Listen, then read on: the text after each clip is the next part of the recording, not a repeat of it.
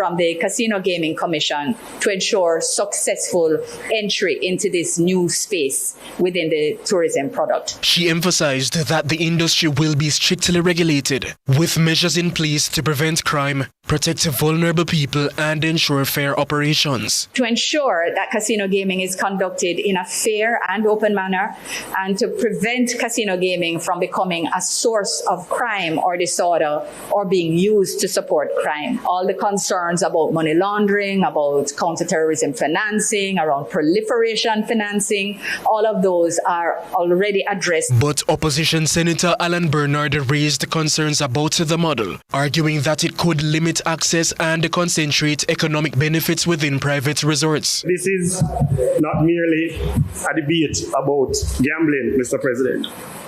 It is about who owns Jamaica's development pathways, who benefits from it, and who is being systematically excluded from it. The IRD model is presented as modern, diversified, and globally competitive. But in practice, Mr. President, it represents something else. It represents the consolidation of economic activity within privately controlled coastal enclaves. Kevin Black reporting for CVM News. Health officials in Westmoreland are urging stronger hygiene practices after an increase in gastroenteritis cases across the parish.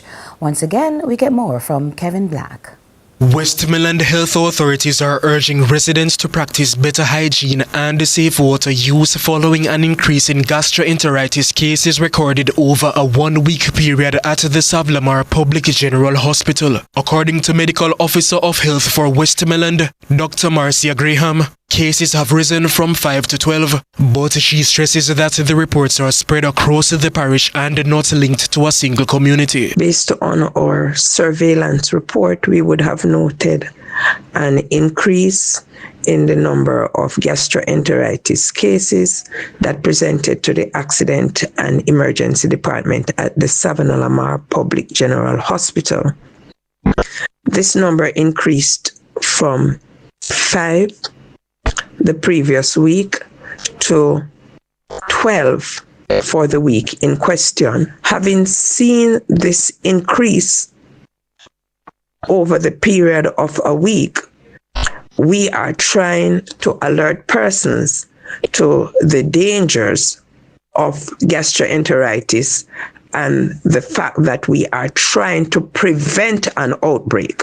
Dr. Graham says while the current situation is not classified as an outbreak, the increase in cases is being closely monitored to prevent further spread. Gastroenteritis speaks to having vomiting with diarrhea, and this may or may not be accompanied by nausea, fever, and abdominal cramps.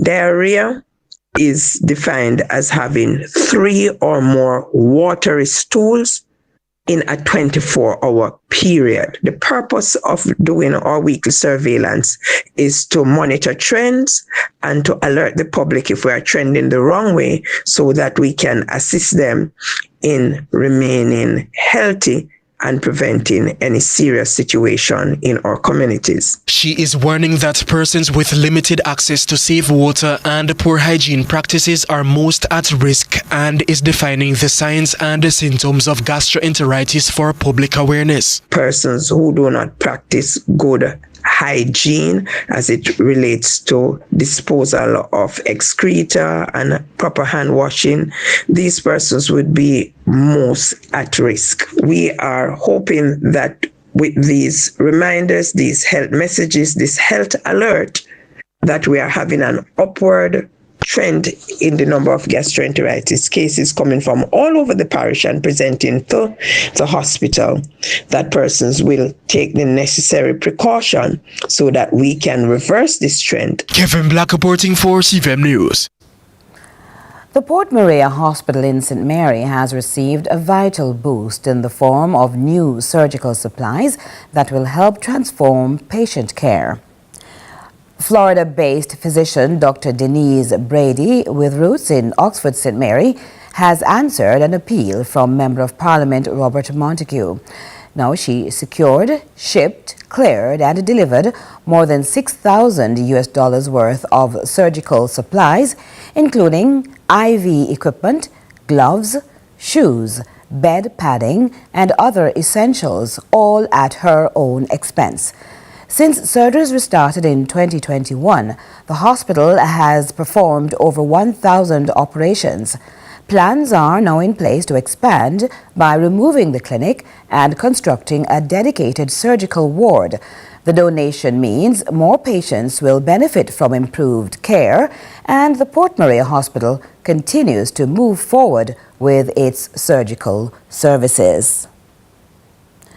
Fisheries Minister Floyd Green made good on his promise to modernize the management of local marine life with a special focus on the spiny lobster, announcing that the fisheries spiny lobster regulations of 2026 were promulgated on March 20 and are now in full force and effect.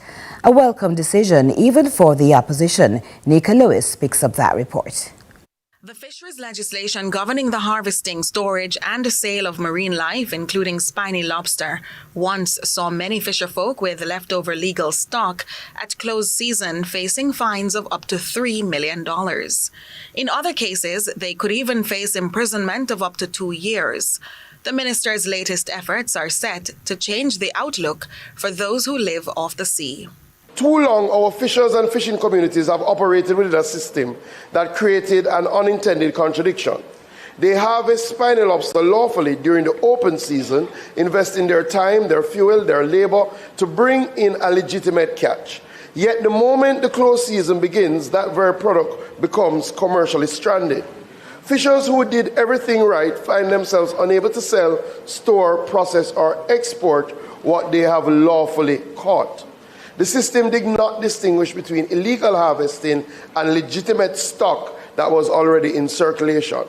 It also created a gap in the market during the close season, where businesses that depend on lobster had limited lawful avenues through which they'd access supply. Adding, that gap created pressure within the system, but notes these regulations provide structure and lawful handling of lobsters, thereby helping with tracing legal catch. They establish a clear legal framework that allows lobster which has been lawfully harvested during the open season to be declared, accounted for, and then handled within a regulated system during the closed period. That includes storage, processing, sale, and export under strict oversight from the National Fisheries Authority. Madam Speaker, let me be absolutely clear. These regulations do not in any way relax the prohibition on fishing during the closed season. Fishing for spiny lobster during the closed season remains absolutely prohibited. That position is unchanged. What has changed is how we're managing the system. We're protecting the resource while allowing legitimate economic activity to continue in a way that is transparent. However, he notes the closed season remains and penalties will still be enforced if fishers are in breach. Under the updated regulations, anyone with 15 kilograms of spiny lobster has 7 days to declare this as the season closes to prevent sanctions and allow tracking. Yes, the regulations give the right of inspection, and random inspections are done, right? And we do that both for lobster and for fish and for conch. As we would have said, we would have arrested 6 people in relation to conch, right? And what is helping us now, why we're a little bit more confident that we can treat with the oversight, is the agricultural protection branch of the police force, because literally every day they are treated with agriculture related crime. So there are also fisheries inspectors, some of them under the law. We only have open and closed seasons for lobster and conch. It's a change after the storm that even the opposition welcomed. Members admitting storage is needed as many fishers end up with a surplus that would otherwise go to waste. Nika Lewis ending that report. The call continues for the government to restore hurricane-damaged schools across western Jamaica and speed up the grants under the Roofs program. More from Carla Ramdeen. Member of Parliament for Eastern Hanover, Andrea Perkis, is calling on the government to carry out immediate repairs to schools across Western Jamaica that were damaged during the passage of Hurricane Melissa, adding that, based on reports, no work has started to rebuild these institutions. She says the situation is also critical in her constituency, where 3 damaged high schools are still awaiting repairs. What frightens me is the fact that these schools are indeed the shelters and the hurricane season is right around the corner. And so I want to use this opportunity to appeal to the Minister of Education to come on the ground in Eastern Hanover, visit the schools, see where they are. You know, schools like Merlin Otti, Nakalva Technical High, they really need attention from government. She is also suggesting that the government get local contractors involved to increase the pace at which repairs are carried out. Having contractors assigned does not mean much if no work is being done. Also, I would like to ask the minister to get the local contractors involved, because the pace at which the contractors assigned are going right now is not enough. Ms. Perkis also raised another concern regarding grants under the Roofs program. She explained that the hurricane victims in her constituency are having challenges, pointing to a situation where one of the selected residents was given a check for $500,000 but ended up getting $200,000. She's urging the government to investigate the manner in which grants are being distributed. Persons, who ensured or, stayed home, be present for their houses to get assessed, still have not received anything. I am asking government to move away from the PR. We cannot send out information to the general public, to the wider Jamaica, for them to believe that everything is okay. Everything is not okay as it relates to recovery, certainly not in Eastern Hanover. Carla Ramdeen, CVM News. Do stay with us for more CVM News at 7 right after this.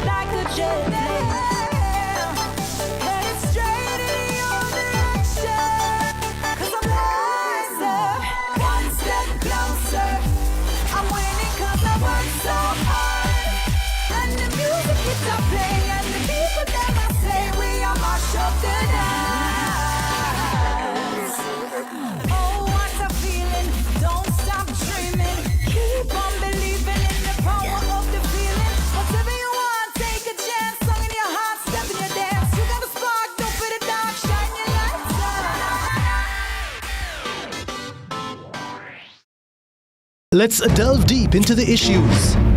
We'll take you beneath the surface. Greetings and salutations. My name is Orville Higgins and it's another edition of Fan Central. Talking to the people at the heart of the top sporting stories. Hear from your favorite sportsmen and women and the administrators who work tirelessly to make it all happen. It's live sports talk. I've written an entire article. Yes. Looking at all the major issues every Tuesday at 9 p.m. It's Fan Central.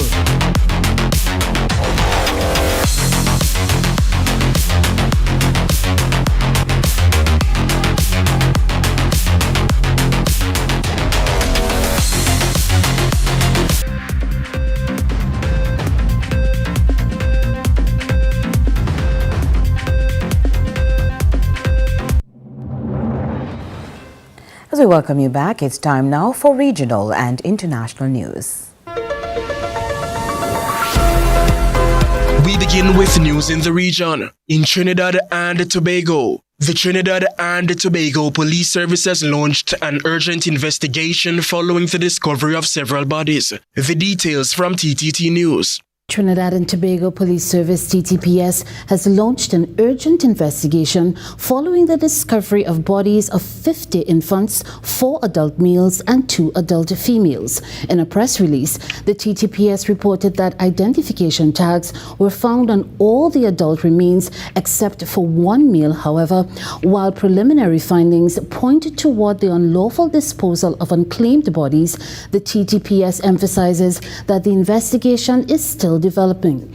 In a statement, Commissioner of Police Alistair Guevara assured that the matter is being attended to with urgency and sensitivity. The nature of this discovery is deeply troubling, and we understand the emotional impact it will have on families and the wider national community. The TTPS is approaching this matter with urgency, sensitivity, and unwavering commitment to uncovering the truth. Every cadaver must be handled with dignity and lawful care.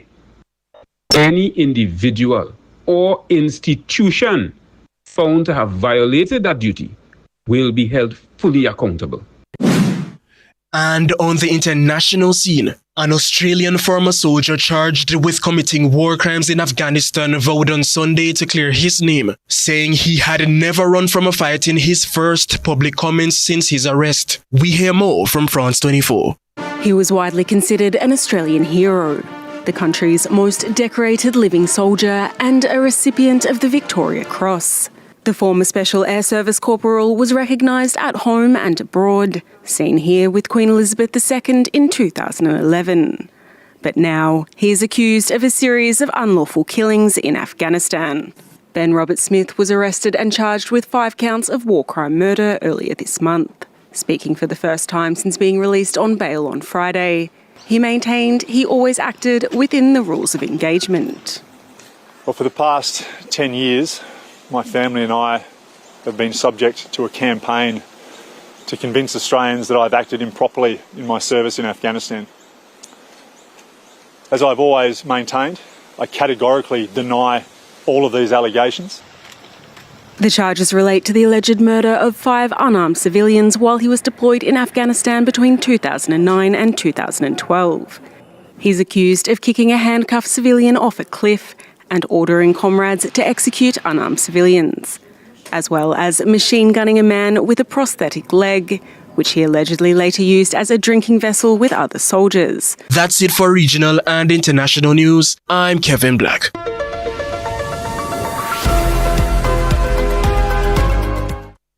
Stay with us. Sports is next.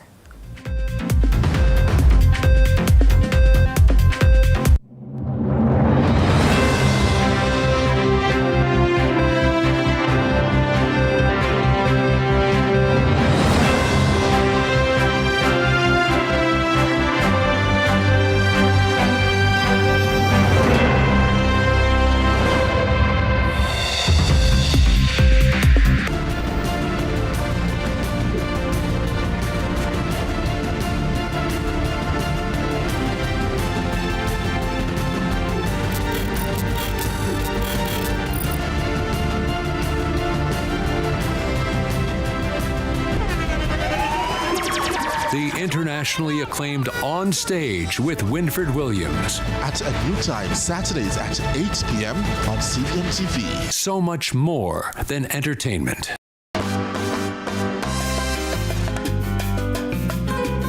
Tonight on Small Biz, Big Dreams, we meet a man with photography as his go-to plan. This is Small Biz, Big Dreams.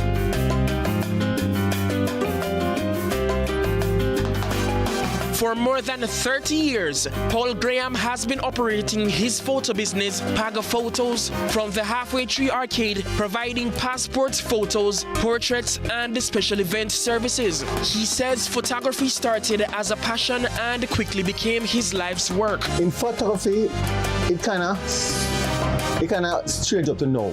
But a friend of mine, I used to be a jeweler, and a friend of mine gave me a camera. And I asked him, what this for? And he said to me, take it, I will take a picture. And that was the day I put on jewelry work and take up photography. My first wedding with that camera. I said, but wait, this is good. And with birthday party and everything, everybody in the community started calling me to do their children birthday parties and photograph. And from that until now, never look back.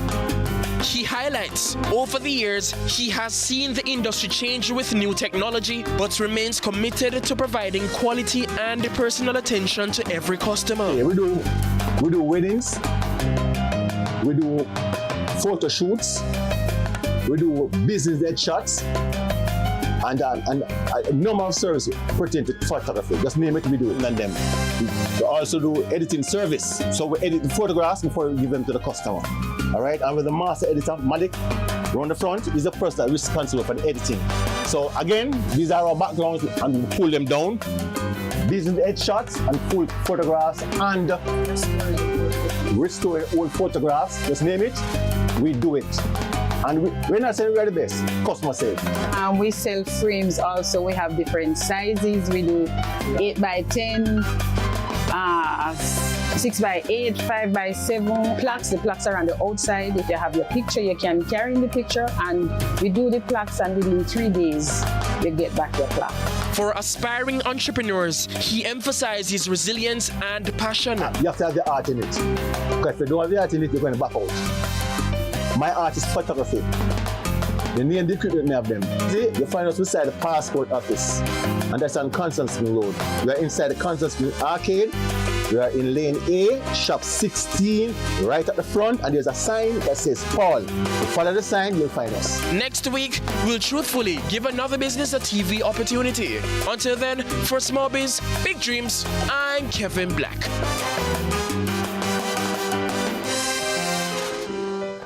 Tune in to Lead Story, weekdays at 6 p.m. Hosted by Jody-Ann Quarry.